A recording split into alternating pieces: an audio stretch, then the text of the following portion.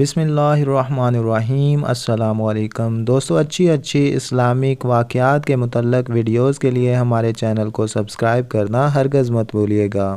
حضرت سیدنا حامد اسود رحمۃ اللہ علیہ فرماتے ہیں کہ میں نے حضرت سیدنا ابراہیم خواص رحمۃ اللہ علیہ کو یہ فرماتے ہوئے سنا تو کل کے بارے میں میرے یقین کی پختگی کی ابتدا اس طرح ہوئی کہ میں جنگلوں اور صحراؤں میں سفر کرتا اور اپنے توکل کو پختہ کرتا۔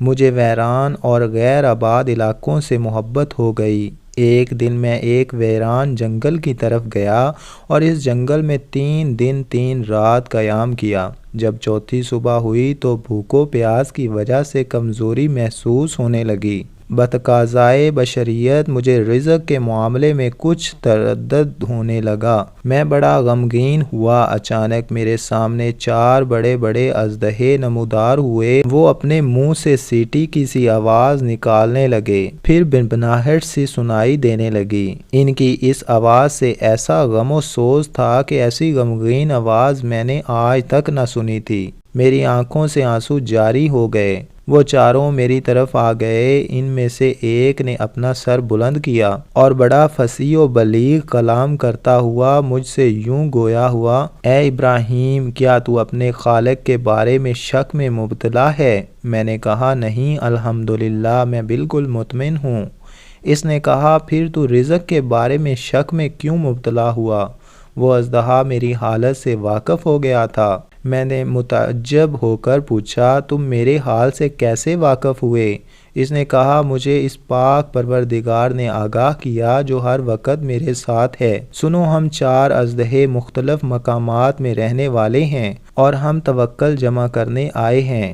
میں نے کہا یہ تو بہت ضروری ہے۔ بے شک میں نے بھی کھانے پینے کے متعلق توکل کیا۔ اس دوران اکثر اوقات بھوک و پیاس کا سامنا کرنا پڑتا۔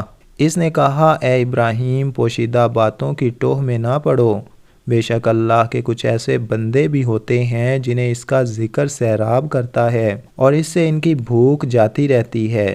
پھر وہ کسی ایسی چیز کی پرواہ نہیں کرتے جس کے ذریعے دوسرے لوگ اپنی زندگی گزارتے ہیں، اور ان لوگوں کے دلوں میں ایسی چیزوں کے متعلق کبھی پریشانی نہیں ہوتی جس کے نہ ملنے پر دوسروں کی پریشانی لاحق ہوتی ہے۔ ہاں، وہ تو صرف فتنہ و فساد سے ڈرتے ہیں۔ اس اژدہے کا ایسا فصیح و بلیغ کلام سن کر میں نے اپنے دل میں کہا سبحان اللہ، اژدہا کتنا پیارا کلام کر رہا ہے اور میں اس کی بات کو کتنی اچھی طرح سمجھ رہا ہوں۔ پھر میں رونے لگا۔ میں یہ باتیں سوچ ہی رہا تھا کہ وہ اژدہا پھر بولا: اے ابراہیم، پوشیدہ باتوں کی ٹوہ میں نہ رہو۔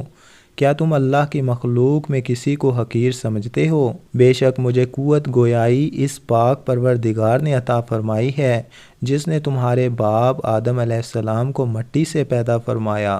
تم میرے بولنے سے متعجب ہو رہے ہو، حالانکہ زیادہ تعجب کی بات تو یہ ہے کہ ہم ایسی وادی سے تیرے پاس آئے ہیں جو یہاں سے 1 ماہ کی مسافت پر ہے۔ ہمیں ہمارے پاک پروردگار عزوجل نے یہاں بھیجا ہے۔ یہ سن کر میں بہت حیران ہوا اور اس اژدہے سے پوچھا کیا وجہ ہے کہ ان 4 اژدہوں میں سے صرف تم ہی کلام کر رہے ہو اور باقی سب خاموش ہیں؟ اس نے کہا اے ابو اسحاق رحمۃ اللہ علیہ، بے شک اللہ اور اس کی مخلوق کے درمیان حجاب ہے۔ مخلوق میں کچھ لوگ ایک دوسرے کے گہرے دوست ہیں، کچھ وزراء اور کچھ لوگ بعض کے شاگرد و مرید ہیں۔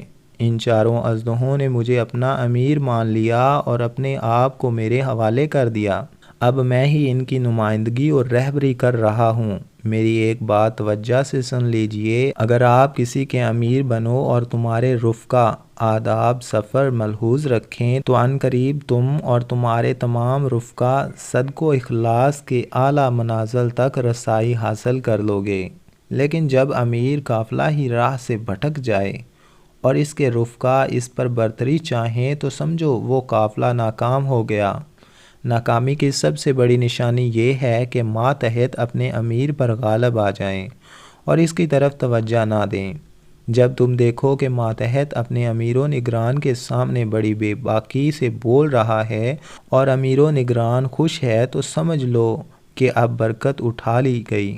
حضرت سیدنا ابراہیم خواص رحمۃ اللہ علیہ فرماتے ہیں اتنا کہنے کے بعد اچانک وہ چاروں اژدہے میری نظر سے غائب ہو گئے۔ پھر میں 40 روز اسی ویران و غیر آباد وادی میں رہا، اور جو منظر میں نے دیکھا اس کے بارے میں سوچ سوچ کر حیران ہوتا رہا۔ یہ 40 دن ایسے گزرے کہ نہ تو مجھے کھانے پینے کی فکر رہی اور نہ ہی کسی اور قسم کی حاجت درپیش آئی۔ میں 40 دن تک بالکل نہ سویا اور کئی دن تک ایک ہی وضو سے نماز پڑھتا رہا۔ یہ وادی بہت زیادہ غیر آباد اور ویران تھی۔ کوئی چیز اس میں ایسی نہ تھی جس میں انسیت حاصل کی جاتی۔ بہرحال 40 دن ایک صبح وہ چاروں اژدہے پھر میرے سامنے ظاہر ہوئے۔ انہوں نے مجھے سلام کیا۔ میں نے سلام کا جواب دیا۔